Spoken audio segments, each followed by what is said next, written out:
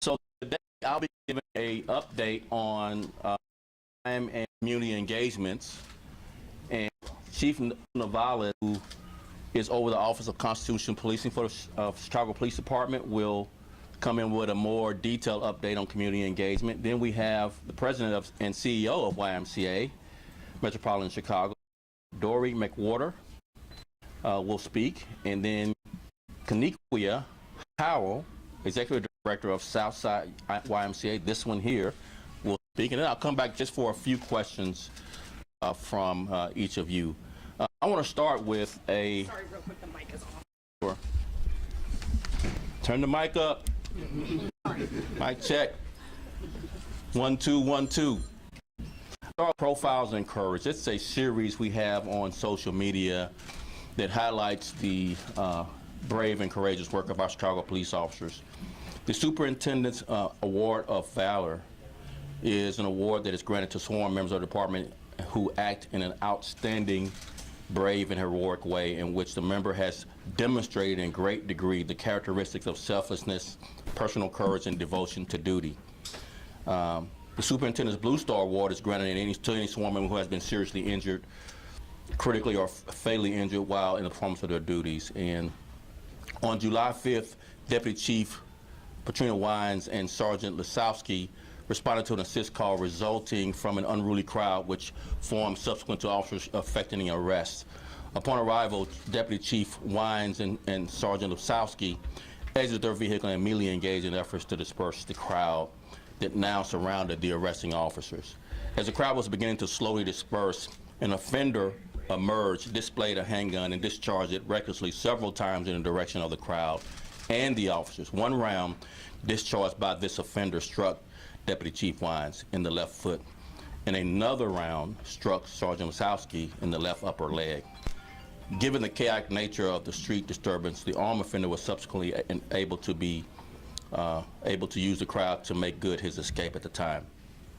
Chief Wines and Sergeant Lisowski exemplified the highest degree of selflessness and courage through their actions in support of their officers as they directly engaged a large crowd, a very hostile large crowd, and in remaining on the scene after being shot to help disperse the crowd. Both Chief Wines and Sergeant Lisowski have recovered from their wounds and have returned to duty as if nothing had happened, but they got shot trying to disperse an unruly crowd after making an arrest. So right to this morning's issues, I want to thank the Southside YMCA for letting us be in their facility. It's a staple in this community and will serve as one of the 22 sites across the city when we kick off tomorrow's National Night Out in each of our 22 police districts. As I mentioned, I'm joined by Chief Navala as well as Dory McWhorter and Kanikia. I just wanted to say Kanikia more than once to make sure I got every syllable right for her mom's sake. I also want to acknowledge Sharice Ledette, Chief Community Development and Equity Officer of the YMCA Metropolitan Chicago. Did I get that right, Sharice? Okay. And then Chicago Police Department is also committed to visibility engagement and collaboration, and our officers work tirelessly every single day to build bridges and grow community trust. Chicago has seen significant declines in both homicides and shootings for the 5th consecutive month. That's 5 in a row. We are down 38% in homicides this July compared to July 2021, and 25% in shootings compared this July to July in 2021. Here in the 3rd District is where this YMCA, where we're doing this press conference. Homicides are down 38% here in the 3rd District, and shootings are down 21%. Citywide, overall, from January to July, homicides are down 16% and shootings are down 19%. And in the top 55 beats where half the violence occurs in the city and where our focus and our collaboration with city services has really blossomed, those 55 beats have had a 25% decline in homicides and a 33% decline in shootings. Citywide over the weekend, gun arrests were up 44%. Officers have taken more than 7,300 guns off the Chicago streets this month for the year. This progress is made possible by partnerships, but we know our work is far from over. Our goals are safe neighborhoods and lasting peace. Our continued collaboration with community partners, faith leaders, and the Community Safety Coordination Center and other city agencies is making a difference, as the examples of the declines. We are dedicated to holding ourselves accountable, working with the communities and stakeholders in enhancing public safety. That's why this week the department is launching Conversations with a Commander as a big sign with the QR code to my right, but also here's a smaller version of our QR coded Conversations with a Commander. These conversations is another part of our overall strategy to include the community in our public safety effort. These monthly events will be key opportunities for residents to engage with district leadership and collaborate to find solutions. The meetings won't always be about crime either. The community should look at these as real conversations, authentic conversations. We want to get to know you, and we want you to get to know us as police officers. Commanders will talk about themselves, their background, their teams, and sometimes invite special guests to join the conversation. We'll also host these events in different locations, from coffee shops to churches to parks and more. This is about accountability, unity, and working together to make real change. At the end of the day, we're all neighbors, and this is a chance for all of us to listen and learn from one another and share ideas to make Chicago safer. Conversations with the Commander is what tomorrow's National Night Out events are all about too. With everything going on in the world today, programs that bring the community and law enforcement together in fun ways are always welcome. And after National Night Out is over, the Chicago Police Department maintains a number of programs that keep us connected to the communities that we serve. We are always working to grow trust and build positive relationships. These are key parts of public safety. With that in mind, I'd like to bring up now Chief Angel Navales to talk in more detail about what we're doing in Chicago's neighborhoods to collaborate, build trust, and engage the community. Angel.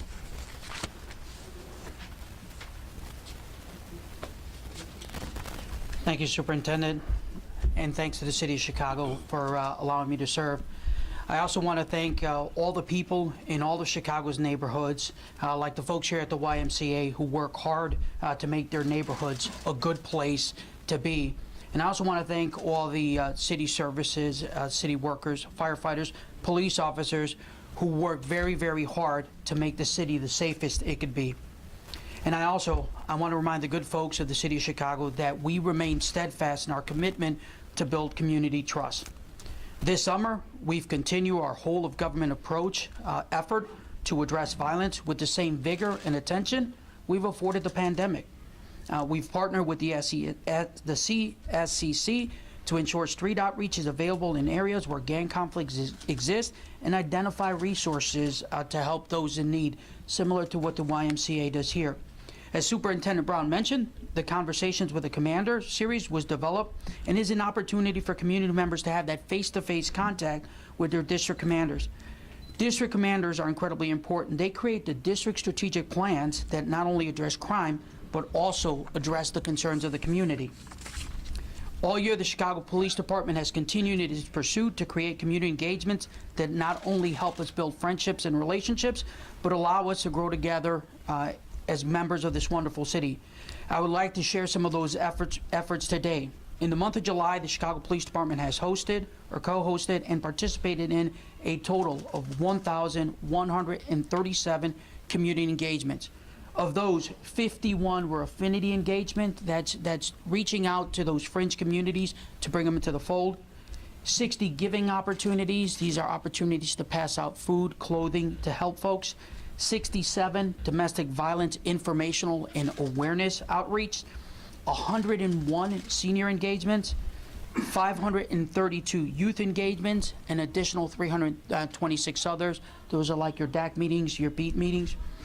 The aforementioned number is part of the 9,155 community engagements for 2022, and we're only a little over the halfway mark for this year. CPD's PAL program continues to partner with Westside Sports to bring police officers and youth together. The program has grown from one site to over 10 sites on the west side, and we have a PALS charter here on the south side with 3 additional sites which we're hoping to grow. These have become safe havens where invisible boundaries such as gang territories don't exist.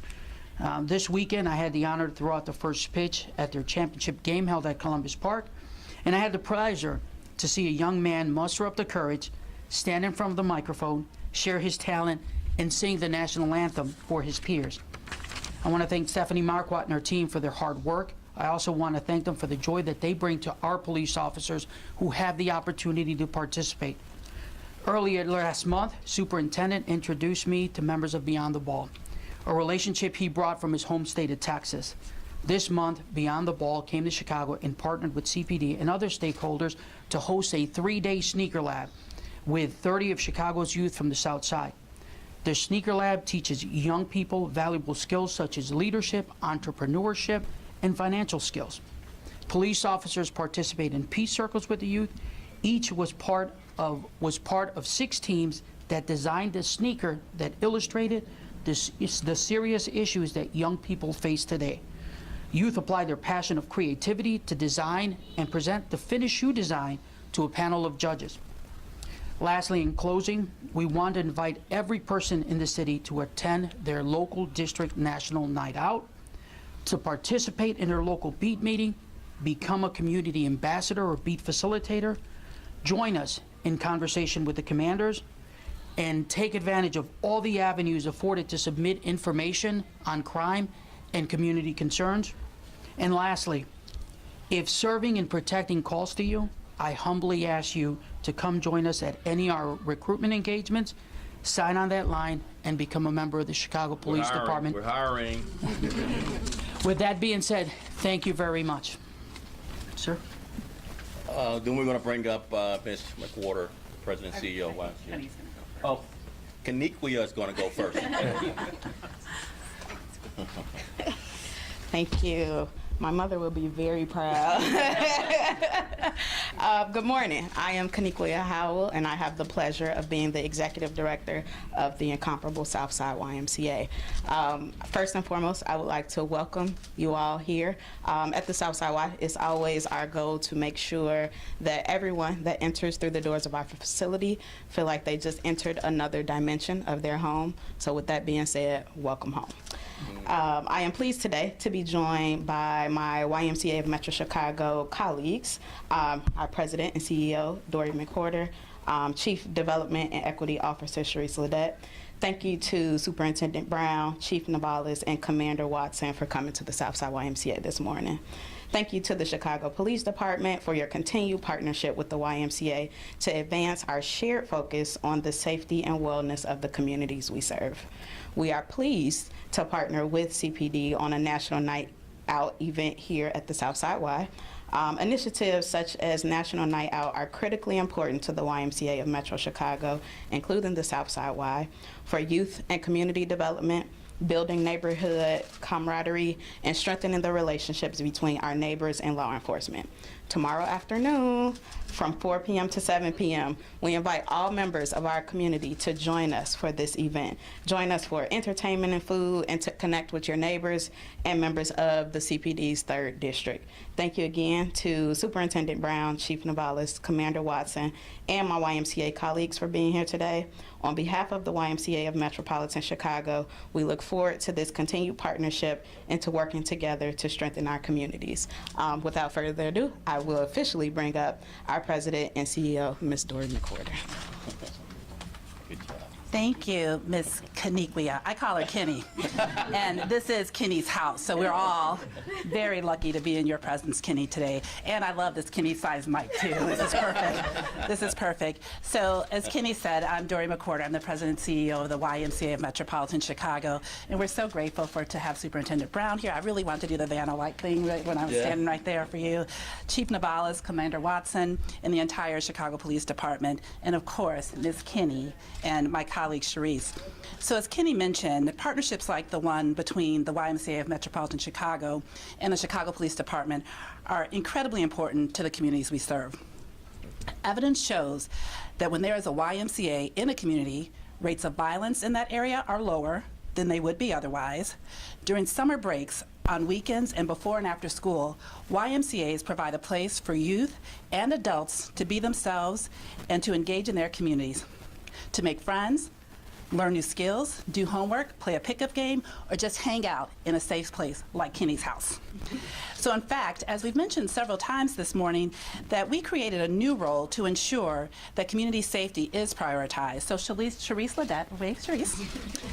Sharice is our Chief Community Development and Equity Officer, and within her portfolio, specifically community safety and youth violence prevention strategies are what she focuses on. We also know that when young people are exposed to violence, they are more at risk for PTSD, depression, anxiety, low self-esteem, sleep disturbances, and long-term trauma. That's why our youth safety and violence prevention program that Sharice oversees works to reduce these adverse experiences for our youth and their families, and to provide mental health and other support services for those who have experienced violence. From a community standpoint, the YMCA of Metropolitan Chicago is participating in or hosting a number of National Night Out events this week in the city and the suburbs. At these events, the Y can serve as a convening place where law enforcement and our neighbors can come together and build meaningful relationships. So we just want to thank you again for allowing the YMCA to participate in this incredible evening tomorrow with DJ Phantom. So we're looking forward to that, and I'm just glad to have you all here today, and I'll turn it back over to Superintendent Brown. We'll take a few questions, and Tom is going to hand you the mic so you won't have to shout too much. Hey, Superintendent. Hey, Tom. Sometimes, how are you? Yep, I'm well. How are you? Good, good. So obviously, numbers around shootings and homicides remain encouraging this month. His mic is breaking up, guys. I don't know if he's near the amp or not. I just wanted to clearly hear what you said. You said what was down? I said shootings and homicides. Obviously, it's encouraging to continue to stay down. Yeah. There are some crime categories that remain up significantly, like robberies, burglaries, thefts, motor vehicle thefts, some of them carjackings. I know that there was this great emphasis placed on deploying officers to these 55 beats in the most violent areas, and that you guys credited that for this, drop in violence. Is there a plan to try to bring down some of these other crime categories? As you know, our work is never done. It's always challenging to serve the public, particularly in the public safety space. And yes, many of the data metrics that show where shootings and homicides occur, so does robberies and other crimes you mentioned occur as well. But we are doing a deeper dive into our precision deployments around those separate categories, robberies and motor vehicle thefts primarily, really driving the increases. But I just want to highlight, many of those categories, not robbery, are down compared to 2019. So still a pretty challenging, proposition to spread even more resources into not only the CTA. We need to also improve resources and deployments within the loop in our downtown, as well as those categories you mentioned. So, like, again, it's just a challenging time to be in law enforcement, the most difficult, complex, and dangerous time. We have surpassed 2020 and 2021's record high levels of officers shot at and shot this year. We're outpacing those two historically high years. And so it's not lost upon me with not just the schedule changes, the impacts on officer suicide and the stressors related to this job, to challenge officers even more. And it's not just, I know your paper did a really good job doing a story on the downs in arrests and stops compared to previous years. It's not going to be arrests and stops that do this. It's going to be places like the YMCA, collaborating with police, all these great programs that Chief Navalis mentioned, collaborating with police, to include also social services for mental health, drug treatment, collaborating with police. So it's the 1980s and 1990s mass incarceration and stop and frisk was a failure.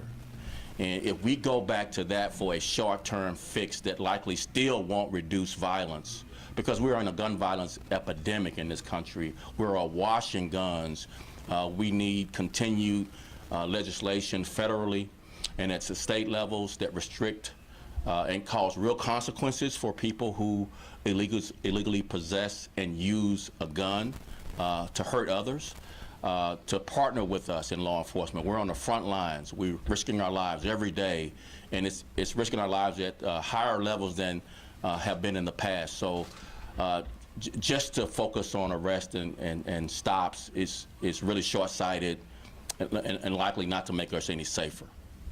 Next question. Hi, Superintendent. Hey, Charlie. Wojciechowski from Channel 5. Hey, Charlie. I wondered if you could clear up for us some of the questions regarding carjackings in particular. On the city's website, it says that there have been 272 carjacking arrests, trespass to vehicle thefts, but the department put out that the number was over 700 before. So 272 versus 772. Where does that discrepancy come from? Sure. So carjacking is not a legal terminology for the crimes that are occurring. It is really a media term. The actual legal terminology that we use is based on state law. So there's vehicular hijacking is a state law violation. Then there's motor vehicle theft, that's stealing the car. And then there's criminal trespass to vehicle, that's being in possession of a stolen car, whether you're a passenger or a driver. And we catch you and we charge you with any of those three crimes. So we aggregate those crimes because we believe all of the crews associated with ought to be charged and held accountable. So whether you can be identified as the person who hijacked the vehicle, or you're just part of the crew that drives, or a passenger and you get out and the other person drives this other car, we include all of those three categories, if that makes sense. And that's the discrepancy that you're seeing. It's, number one, a media characterization is not consistent with state law characterization. So carjacking really is vehicular hijacking. But it's also possession of a stolen car, or actually stealing the car, whether you carjacked it or not. And we think all of those are the same, and we try as best we can to explain that to the public. Can I ask you a follow-up to that? Sure. How hard is it to get a handle on carjackings, especially because so many involve young people? And what tools do you need at your disposal to make that happen? I did an event last week with Tom Dougherty, who says he'd love another helicopter involved here. What does Chicago police need to get the job done? So the mayor found money for 2 additional helicopters for the city of Chicago. We need more than that, but that's a great start. We have been, compared to other cities of like size, we are really deficient in our ability to catch people without chasing them at reckless speeds, which is restricted in our chase policy anyway. So we have 3 helicopters. Just an example, I think LAPD has 16 helicopters. NYPD has like 18 helicopters. I mean, we just don't have the capacity, and really the issue is this, not necessarily just helicopters, although that we need more. Our young people, our juveniles, are driving the increases in carjacking. And there's the courts, the juvenile courts are just really running in place as it relates to consequences for these young people. And many of these young people, they use weapons. They terrify their victims by pointing at their heads. They have shot at and seriously injured and killed.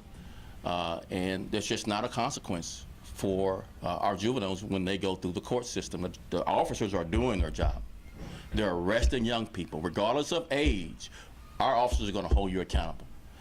But when we say regardless of age, we're talking about as young as 11 years old. More than one 11-year-old has been arrested by Chicago police officers for carjacking. 13-year-olds, 14-year-olds using guns to take cars from people. And once we arrest, it's really a really fast revolving door in and out of the juvenile court systems. So a couple of things that we're trying. We're not giving up just because the courts are not helpful right now. We're trying to identify these young people and offer them social services to try to change their behavior. It has worked. but we need to increase the capacity to do that. We need more and more resources to intervene, and really not just the young person's life, Charlie, it's the family of the young person's life. More than likely, there is some dysfunction in the family when a young person makes these kinds of choices, and we're trying to see through a whole of government approach, like we did with COVID, just trying to take all of government and try to intervene and mitigate a young person making this horrible decision to carjack someone, while at the same time, and I want to be clear about this, our officers are going to continue to arrest, regardless of your age, people who commit this crime. If you're 11, we're going to arrest you, take you before the court, and hope for justice to change your behavior. But we also are going to work in collaboration with social service to hopefully change the behavior of a young person through intervening with the family and the young person. Next question. Good morning, it is Rajitos with Telemoto Chicago. Yes. According with the press release, this is the 5th consecutive month where the homicides are going down. As a reporter, when I go out, community members don't believe or agree with those statistics. They said that unfortunately that the effort and the work of the police is not enough. What is your message for them, especially when tomorrow is the National Night Out? So when we say homicides are down, that's the most trustworthy crime statistic you can use, because the medical examiner is the person that, the medical examiner doesn't work for the police department. It's a separate entity. They decide if a person is deceased by homicidal violence. And then when we charge a person with homicide, the state's attorney has to agree. The state's attorney is a separate entity that offense is a homicide, and therefore can be charged with murder. And so it is the most trustworthy statistic that's used in law enforcement. It can be compared across cities, so the public can trust that homicides are down because of those other entities have to verify, and it's not just the police department describing that as a homicide, number one. Number two, you all play a big role in perceptions, in the way you report. I mean, there recently was a Bloomberg article about the outsized reporting of violence in this country these last 2 years, where the number of gun crimes and violence and the reporting of violence are just outsized, not really conducive to someone perceiving things as they are. So we need help from you in the media reporting, particularly when it comes to a category like homicides, that's really a trustworthy metric to use and report on. When we say homicides occurred or are down or up, you can trust that others verify that beyond the police department. So we just ask that the media report the good, the bad, and the ugly, all of it. We don't want any passes or bias either way. Just right down the middle. I think people then perceptions would see how Chicago is much safer than it was in 2021 and 2020. We still have work to do to be lower than before the pandemic in 2019, but we are comparable to 2017, 2018. But we have a lot of work to do. As Tom Schubler with the Sun-Times mentioned, those other categories of crime are really important to us as well, to deploy resources around and get a decline in those, like robbery and motor vehicle theft. Hi, Superintendent. Hi. Karen Jordan, ABC7. Hey, Karen, how are you? Good, how are you? Good. What staffing challenges did you have this year to try to make sure that the homicide rate went down, and what challenges might you have going forward this year? So as you know, there is a national shortage of people wanting to be police officers in this country, and every department is competing for some of the same candidates to come into the profession. So we started out the year with a continued decline in police officers. And we had to prioritize what was really important as far as an officer assignment was concerned. And so as you hear my comments about carjackings, we have a carjacking task force.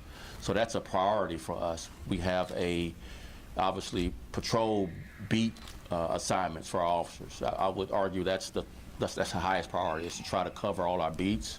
So when people call 911, we get a prompt response, as well as there's other categories of robbery. There's obviously motor vehicle thefts. There's a lot of categories, a lot of demands on police resources, and to include quality of life issues, not necessarily those high-level crimes.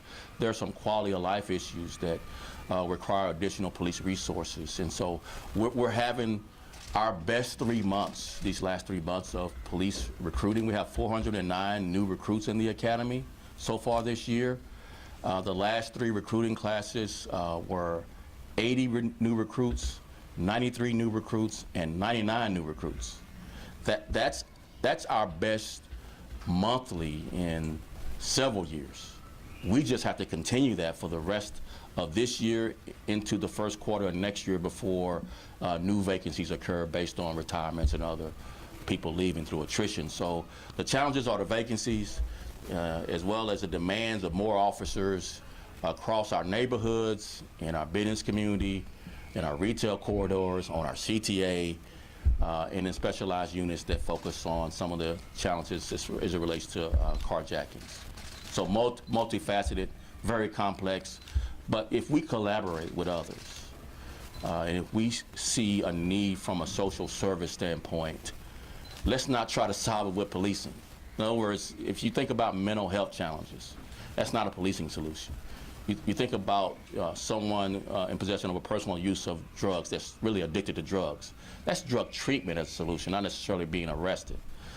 So there's multifaceted ways to reduce violence and other crimes that include collaborations with others, like the YMCA, and others that will make us all safer in a way that's constitutional, that's respectful, but that is sustainable over time, not the quick fixes of the 80s and 90s that really harmed the communities more than it made them safe. The 80s and 90s had some of the highest crime rates, highest mass arrests, highest stop and frisk, highest crime rates. So it did not make us safer.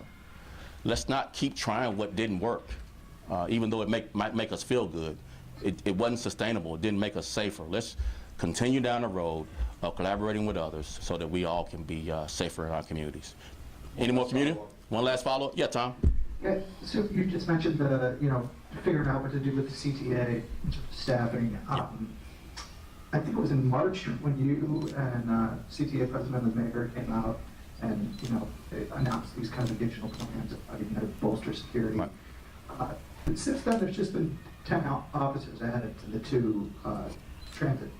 10 police officers? 10 officers. That's not correct. That's So, not correct. so if permanently assigned, likely about 10, but we have a deployment strategy that uses all patrol officers, all other bureau, whether you're in Bureau of Detectives, whether you're in Bureau of Counterterrorism, and we assign you daily to add to the resources on the CTA. So there's many officers added every day as a part of this deployment matrix that includes not just patrol, not just CTA, but all the bureaus of our police department that contribute to staffing the CTA. And how many officers on average are sent through those tiered deployments to the CTA? We don't have that. We can get that to you offline. Okay. We try to get them to over 131 every day. Total officers. Total. We're challenged some days, but most days we're at or near that number. And is there any plan to permanently increase those numbers? Yes, there is. So as I mentioned, how we're doing with hiring. So as these officers get off their 6-month academy training and then their 3-month field training, we can then assign more and more officers, and we're actually in the midst of doing that right now, assigning an additional contingent of I think about 24 this month to the CTA, and we'll do more and more, as well as all the neighborhoods need more people too. So it's just not a one-off thing. If it was just a CTA problem, it would be much easier to solve. But 3rd District needs more people, right? 1st District, 18th District need more people, 4 or 5. All 22 districts need more people. And so we have to decide and using data how we fill those vacancies across the board, not just in the CTA. One more. Are we good? Thumbs up? Thank you all so much. I really appreciate it. Take care.